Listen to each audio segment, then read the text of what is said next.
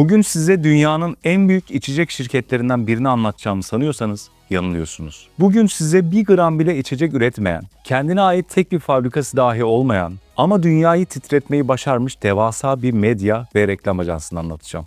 Red Bull. Elinizdeki o mavi gümüş kutuya baktığınızda bir enerji içeceği görüyorsunuz. Ama aslında o kutu dünyanın en pahalı pazarlama biletlerinden biri. Red Bull bir ürün satmak yerine bir yaşam tarzı satan, üretimini başkasına yaptırıp bütün enerjisini içerik üretmeye, devasa etkinliklere harcayan bir strateji dehası. Kendi uçak filosu olan, Formula 1 takımlarını yöneten, uzaydan insan atlatan bu dev makinenin arkasındaki asıl matematiği konuşuyoruz. Red Bull aslında ne iş yapar? Hazırsanız marka kimliklerinin o şaşırtıcı perdesini aralıyoruz. Hadi en büyük sırla başlayalım. Red Bull'un kendine ait tek bir dolum tesisi veya üretim fabrikası yoktur. Yanlış duymadınız. Milyarlarca kutu satan bu devin eline üretim tozu bile bulaşmıyor. Red Bull içeceğin tüm üretim ve dolum sürecini Avusturyalı bir içecek devi olan Rauch şirketine ihale etmiştir. Peki Red Bull ne yapar? Red Bull sadece markayı yönetir. Şirketin binlerce çalışanı arasında üretim mühendisi bulmanız zordur. Ama binlerce medya planlamacı, etkinlik yöneticisi ve içerik üreticisi bulursunuz. Onlar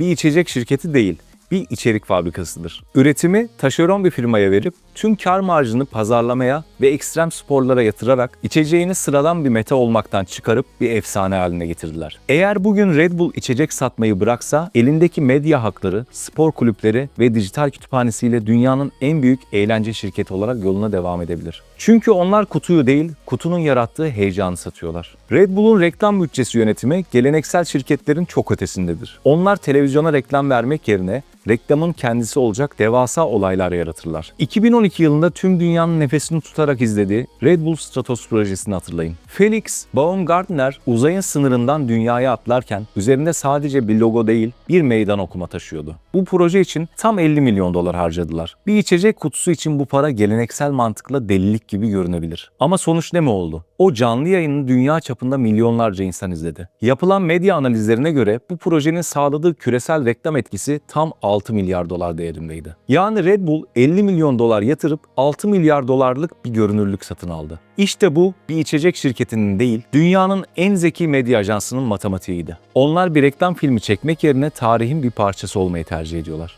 Red Bull'un stratejisi sadece sponsor olmak değil, sahip olmaktır. Futbol takımları, 2 tane Formula 1 takımı, uçuş yarışları ve yüzlerce ekstrem sporcu. Red Bull bu sporculara para verip logo asmakla yetinmiyor. Sporun kurallarını koyuyor. Yayın haklarını elinde tutuyor ve kendi kanalı olan Red Bull TV üzerinden dünyaya servis ediyor. Bugün Red Bull Media House adında devasa bir medya şirketleri var. Film çekiyorlar, dergi basıyorlar ve belgesel üretiyorlar. İçecek satışları aslında bu dev medya operasyonunu finanse eden bir yakıt tankından ibaret. Onlar için asıl değerli olan şey markanın ulaştığı o devasa veri ve sadık izleyici kitlesi. Red Bull bize şunu kanıtladı. Eğer hikayeyi yeterince iyi anlatırsanız insanlar o hikayenin yanında ne sattığınızla pek ilgilenmezler. Pazarlamayı bir sanat haline getirip ürünü bir yaşam tarzı sembolüne dönüştüren tek dev Red Bull değil. Şimdi cebimizdeki o cihazla bizi bir teknoloji kullanıcısından çok bir ekosistem vatandaşına dönüştüren asıl deve. Teknoloji süsü verilmiş dünyanın en büyük lüks ve finans imparatorluğuna. Apple'a geçiyoruz.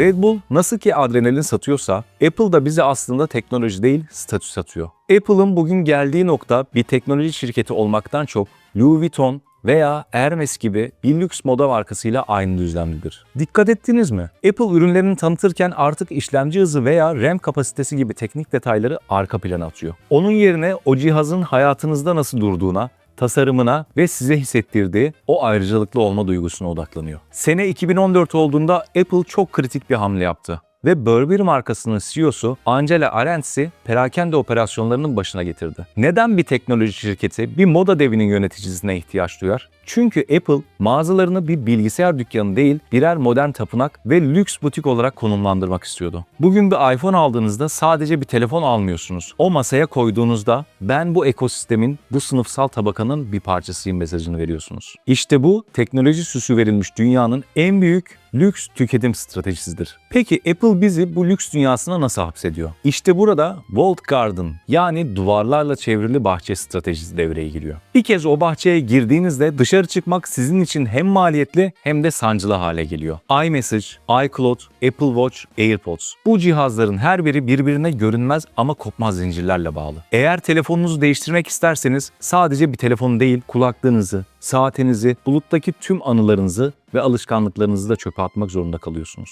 Apple teknolojiyi bir hizmet değil, bir bağımlılık ve ekosistem olarak satıyor. Bugün Apple'ın elindeki nakit rezervi birçok ülkenin gayri safi milli hasılasından daha büyük. Ve rezervin asıl kaynağı cihazların satışından ziyade o bahçenin içinde sunduğu dijital hizmetlerden geliyor. Şimdi sıkı durun. Çünkü işin en az bilinen ama en derin kısmına geliyoruz. Apple artık sadece bir teknoloji ve moda markası değil. Dünyanın en büyük gizli bankalarından biri. Apple Pay, Apple Card ve son olarak duyurdukları Apple Savings yani tasarruf hesabı ile Apple finans dünyasının kurallarını yeniden yazıyor. Apple banka lisansına sahip olmadan arkasına Goldman Sachs gibi devleri alarak sizin tüm finansal trafiğinizi yönetmeye başladı. Bugün milyonlarca insan parasını klasik bir banka yerine Apple hesabında tutmayı tercih ediyor. Neden mi? Çünkü Apple'a yüzyıllık bankalardan daha çok güveniyorlar. Apple sizin neyi, ne zaman ve nereden aldığınızı bilen en büyük veri bankası haline geldi. Onlar artık sadece telefonunuzdaki uygulamaları değil, cebinizdeki paranın rotasını da çiziyorlar. Apple aslında bir donanım şirketi bahanesiyle dünyanın en büyük dijital finans imparatorluğunu kuruyor. Apple dijital dünyadaki her adımı ve her kuruşu kendi ekosistemine bağlarken fiziksel dünyanın her metrekaresini bir imparatorluğa dönüştüren bir başka dev daha var. Hamburger sattığını sanan ama aslında dünyanın en değerli arsalarına sahip olan o gizli emlak kralına geçiyoruz. McDonald's.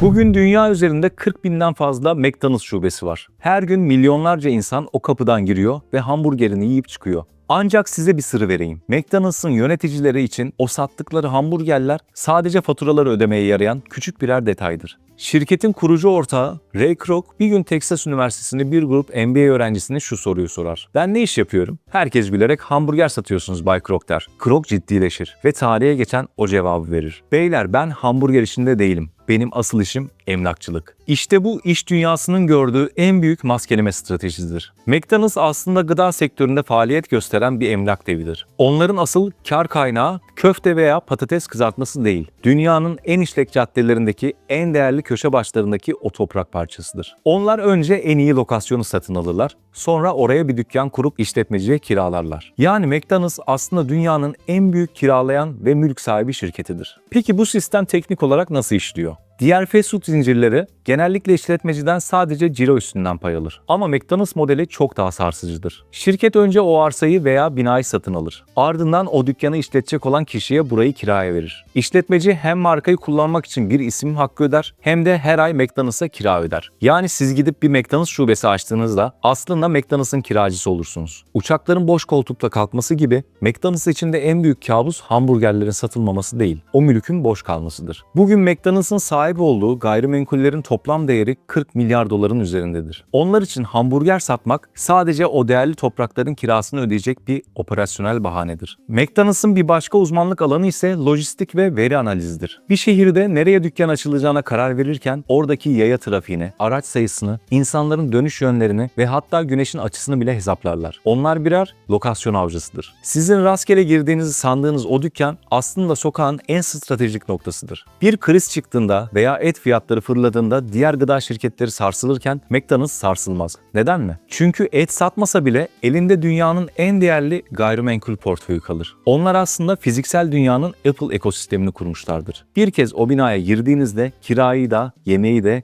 hizmeti de aynı yapıyor dersiniz. Sonuç olarak Red Bull bize heyecan satarak aslında bir medya devine dönüştü. Apple bize teknoloji satarak dünyanın en büyük lüks finans ekosistemini kurdu. McDonald's ise bize hamburger satarak dünyanın en büyük emlak kralı oldu. Bu üç devin ortak noktası şu: onlar göründükleri işi yapmıyorlar. Onlar asıl karın nerede olduğunu bilen ve ürünü sadece o kâra giden yolda birer turbo at olarak kullanan strateji dehalarıdır. Başarı sadece iyi bir ürün üretmek değil, o ürünün arkasındaki asıl imparatorluğu inşa edebilmektir. Başarısı tesadüf olmayan bu devlerin milyar dolarlık stratejilerini kaçırmamak için kanala abone olmayı unutmayın. Yeni bir dosyada görüşmek üzere.